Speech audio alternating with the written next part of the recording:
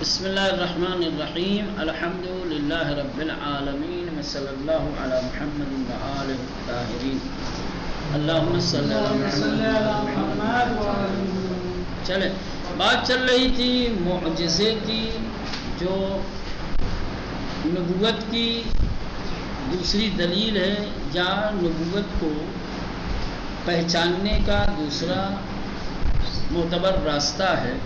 ٹھیک، تو معجزے کے باب میں بات پہنچی تھی معجزہ اور دوسری خارق عادت چیزوں میں فرق۔ سمجھ رہے ہیں؟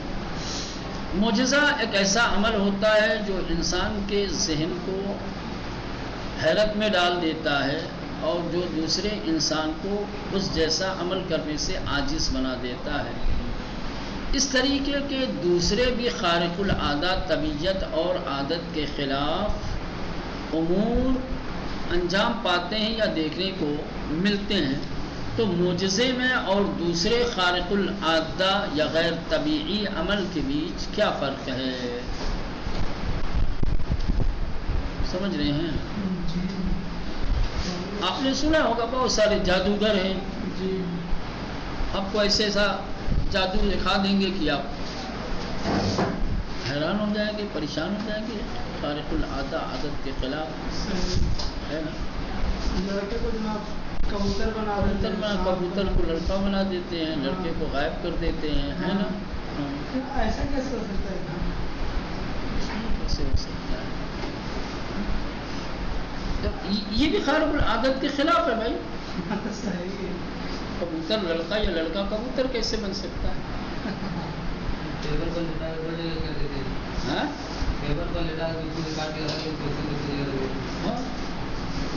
بہت سارے ہیں اس طریقے کی چیزیں آپ نے دیکھی۔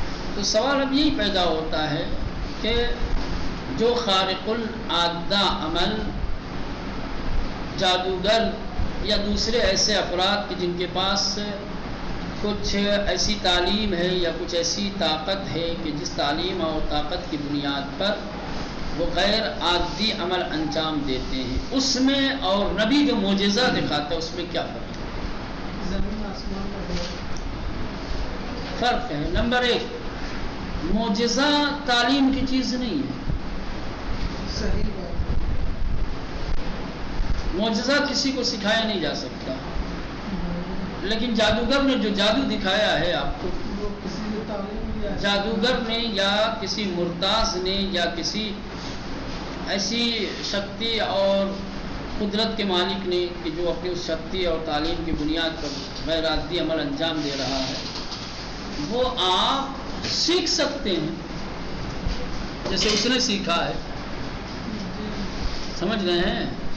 تو معجزہ قابل تعلیم و تعلم نہیں ہوتا، معجزہ قابل تعلیم و تعلم نہیں ہوتا، لیکن دوسرے خارق العادت عمل قابل تعلیم و تعلم ہوتے ہیں۔ ایک یہ ہو گیا۔ نمبر دو، معجزے کے لیے مشق کی ضرورت نہیں ہے۔ ایسا نہیں کہ نبی مشق کرتا ہو۔ موسیٰ روز لاٹھی کے سانپ تھوڑی بناتے تھے، روز دریا پہ لاٹھی مار کے راستہ تھوڑی بناتے تھے۔ لیکن جو دوسرے خارق العادت عمل ہوتے ہیں اس کے لیے مشق اور تمرین کی ضرورت ہوتی ہے۔ کوئی جادوگر ایک دم سے اچانک نہیں کوئی خارق العادت عمل انجام دیتا، اس کے لیے مہینوں محنت کیے ہوتا ہے، مشق کیے ہوتا ہے، تمرین کیے ہوتا ہے۔ سمجھ رہے ہیں؟ تو یہ دو نمایاں فرق ہو گیا۔ اس کے علاوہ بھی بہت سارے فرق ہیں۔ سمجھ رہے ہیں؟ جو شخص جادو کے ذریعے سے یا اور کسی بھی طریقے سے خارق العادت عمل انجام دیتا ہے، وہ بس وہی کر سکتا ہے، اس کے علاوہ دوسرا نہیں کر سکتا۔ اگر کوئی لڑکے سے کبوتر بنا دیتا ہے یا کبوتر سے لڑکا بنا دیتا ہے، آپ اس سے کہو کہ لکڑی کو انسان بنا دے، انسان کو لکڑی بنا دے، تو نہیں کر سکتا۔ آپ اس سے کہیں کہ مٹی کو سونا، سونا کا مٹی بنا دے، نہیں بنا سکتا۔ اس نے جس چیز کی تمرین کی ہے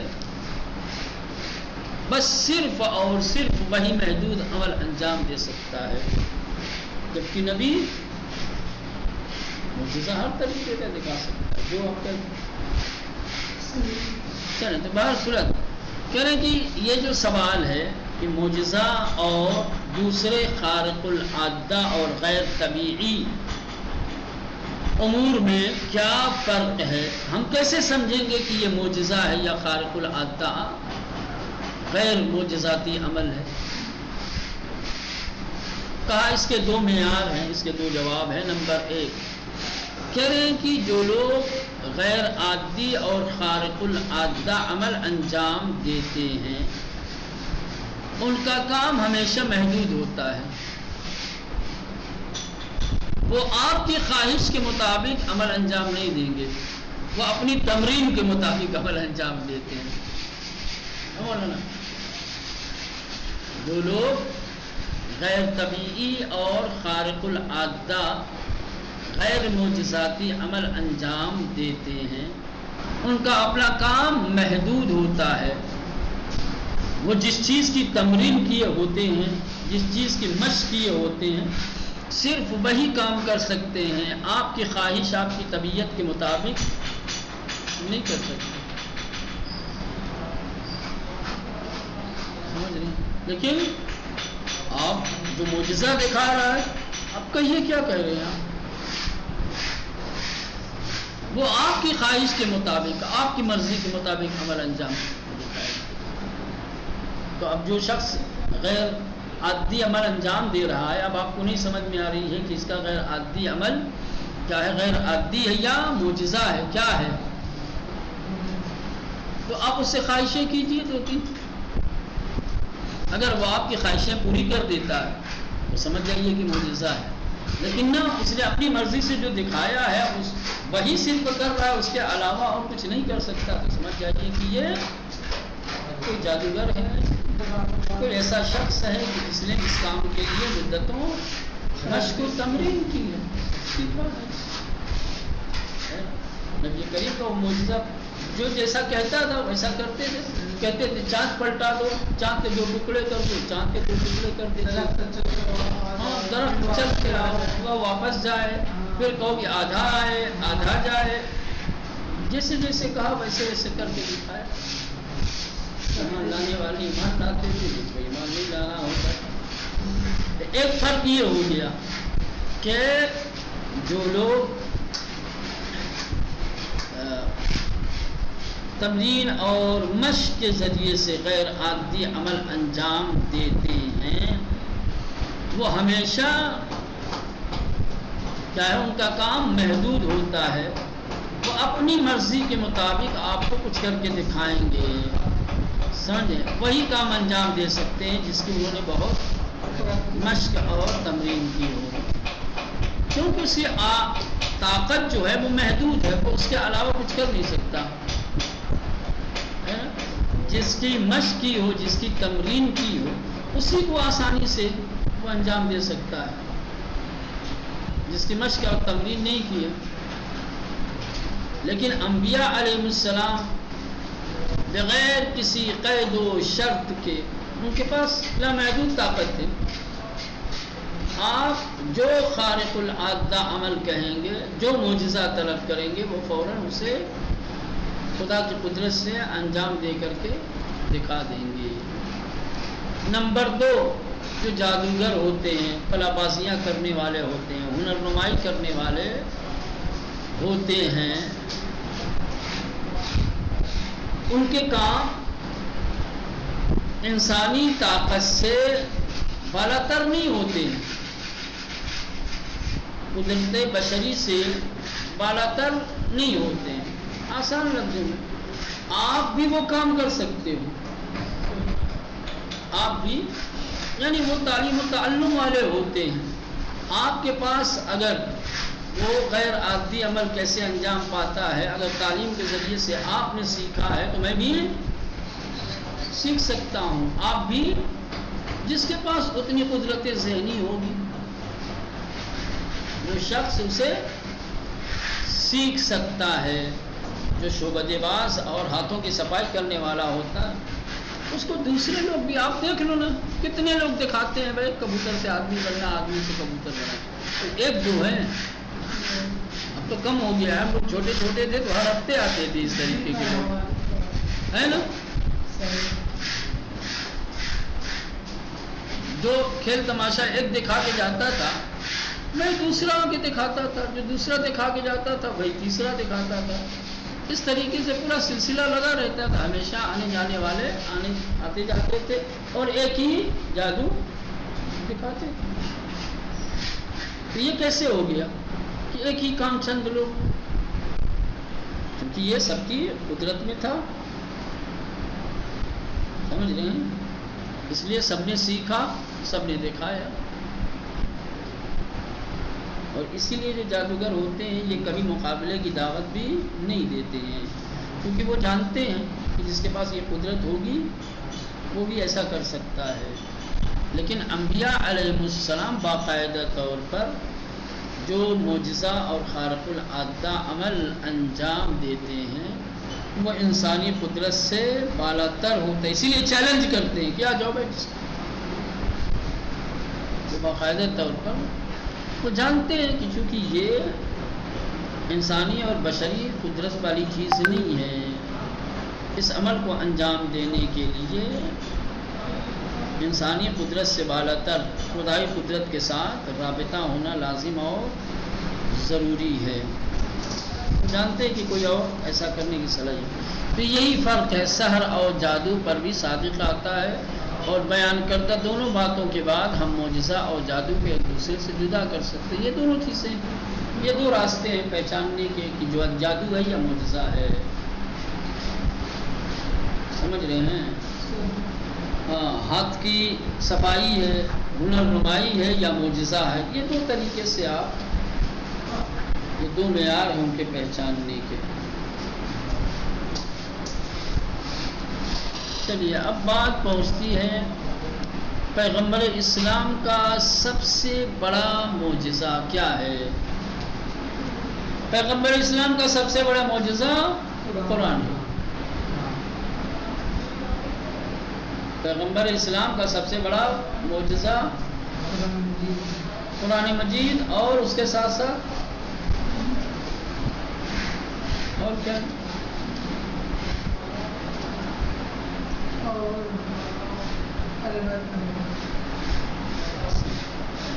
یہ معجزہ نہیں ہے، وہ بھی معجزہ ہے.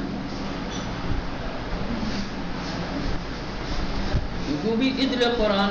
قرآن اگر معجزہ ہے تو اہل بیت بھی، جو صفت جو خصوصیت قرآن کی ہے وہی صفت وہی خصوصیت اہل بیت کی ہے. اگر قرآن معجزہ ہے تو اہل بیت بھی، اور جس اعتبار سے جس جہت سے قرآن معجزہ ہے اسی اعتبار اور اسی جہت سے اہل بیت بھی. قرآن اگر ہدایت کے اعتبار سے معجزہ ہے تو اہل بیت بھی ہدایت کے اعتبار سے. قرآن اگر علمی اعتبار سے معجزہ ہے تو اہل بیت بھی علمی اعتبار سے. قرآن اگر فصاحت و بلاغت کے اعتبار سے معجزہ ہے تو اہل بیت بھی فصاحت و بلاغت کے اعتبار. قرآن اگر اس لیے معجزہ ہے کہ آج تک کوئی اس کا جواب، یہاں تک کہ ایک آیت کا جواب نہ لا سکا، تو اہل بیت اطہار بھی اس اعتبار سے معجزہ ہیں کہ آج تک اہل بیت میں سے کسی ایک کا ثانی کوئی نہیں لا سکا. قرآن اگر اس لیے معجزہ ہے کہ یہ جاویدان ہے تو اہل بیت اطہار بھی اس جہت سے معجزہ ہے کہ وہ جاویدان ہے. قرآن اگر اس لیے معجزہ ہے کہ یہ قیامت تک باقی رہنے والا ہے تو اہل بیت بھی اس اعتبار سے معجزہ ہے کہ قیامت تک باقی. بہت صورت یہ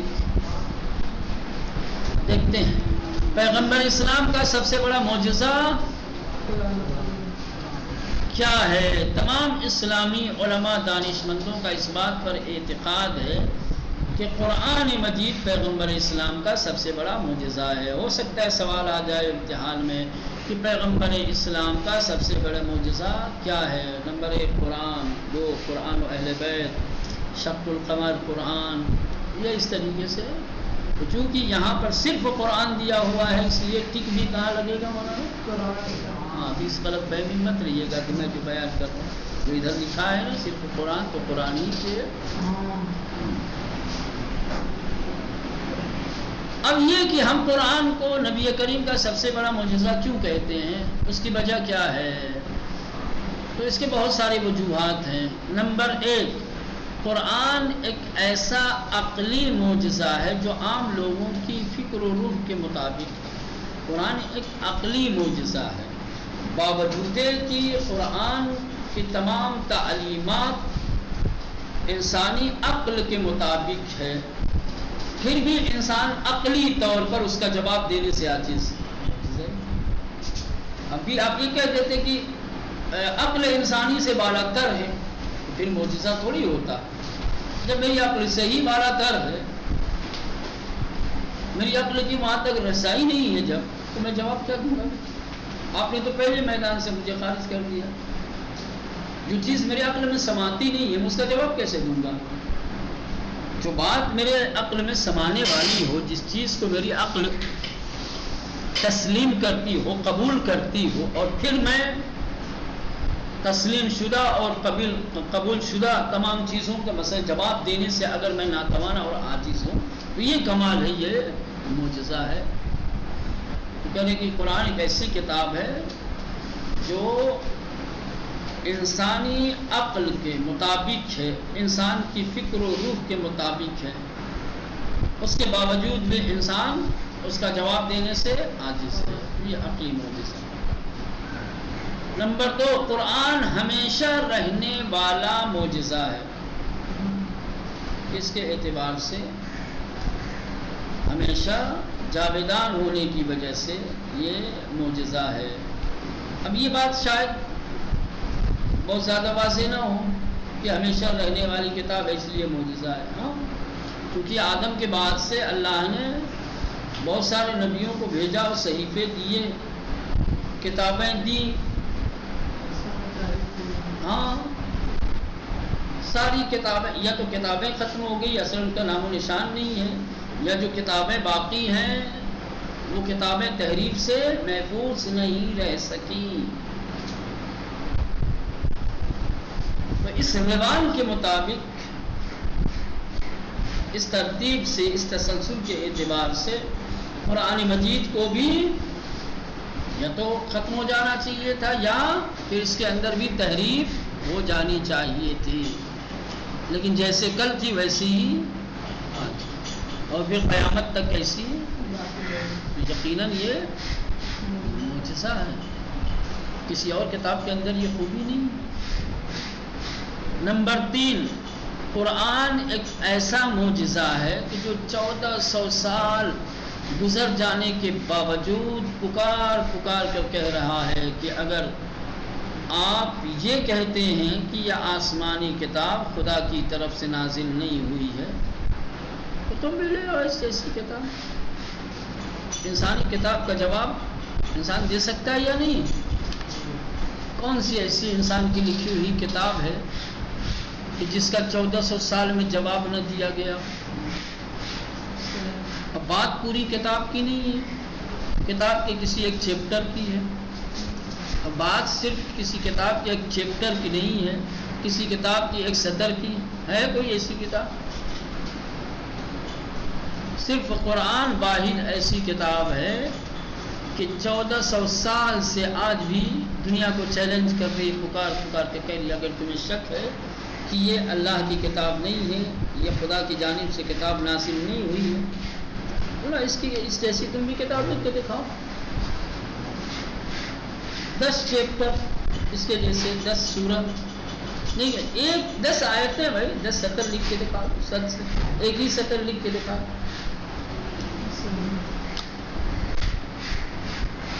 اب یہ جو قرآن نے اپنا مثل لانے کے سلسلے میں چیلنج کیا ہے، اس کے لیے ایک اصطلاح ہے، اس اصطلاح کا نام ہے تحدی. کیا کہتے ہیں؟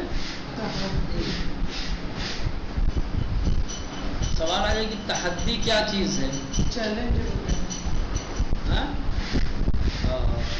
تحدی یعنی قرآن نے اپنا مثل لانے کا جو چیلنج دیا ہے، اسی کا نام تحدی ہے. ہاں ٹھیک ہے نا.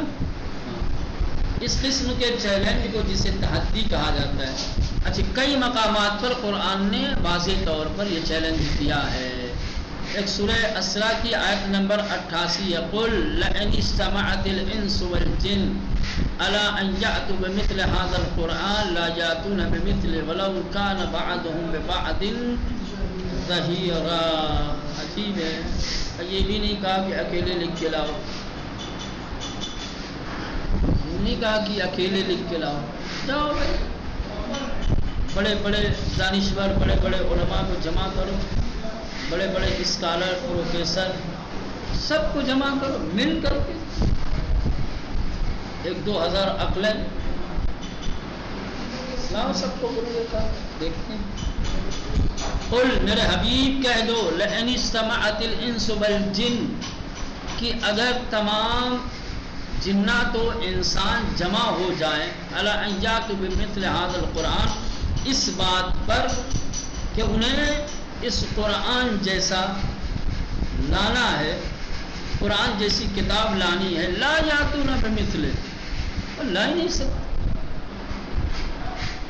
ولو کان بعضهم ببعض ظہیرا اگرچہ ان میں کے بعض کے مددگار ہی کیوں نہ بن جائیں. یعنی ایک دوسرے کی مدد سے بھی اگر ان سے مل کر کے قرآن جیسی کتاب لانا چاہیں تو ممکن. تو انسان آج تک کوئی ایسا پیدا ہوا ہے کتاب لکھنے والا کوئی کہ جو یہ کہے کہ میں نے اب یہ کتاب لکھ دی ہے, اب اس کی جیسی کتاب لا کر کے دکھاؤ. تو یہ ایک مقام ہے جہاں پر تحدی کیا گیا, چیلنج کیا گیا.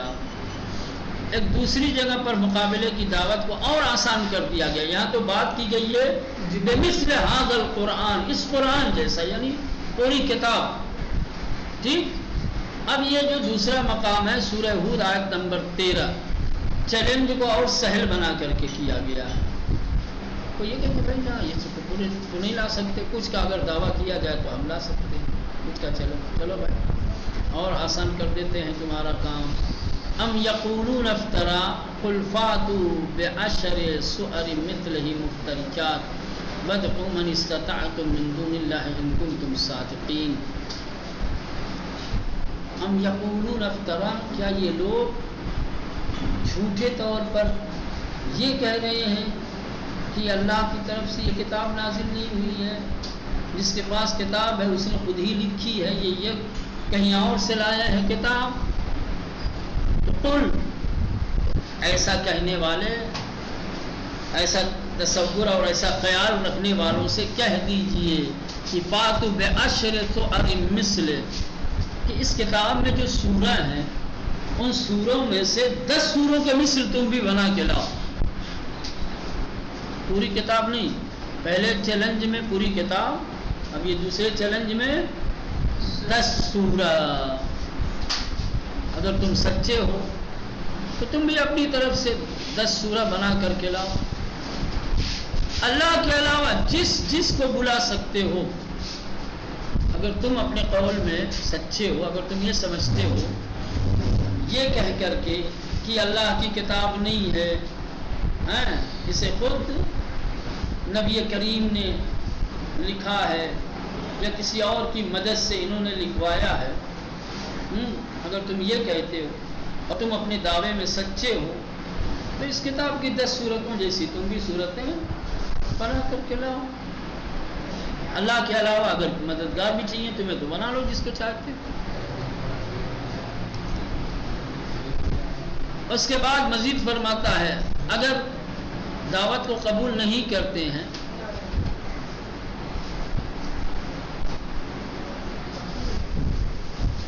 تو جان لیجئے کہ آیات خدا کی طرف سے ہیں. اس کے بعد اور بھی چیلنج کو آسان کیا گیا.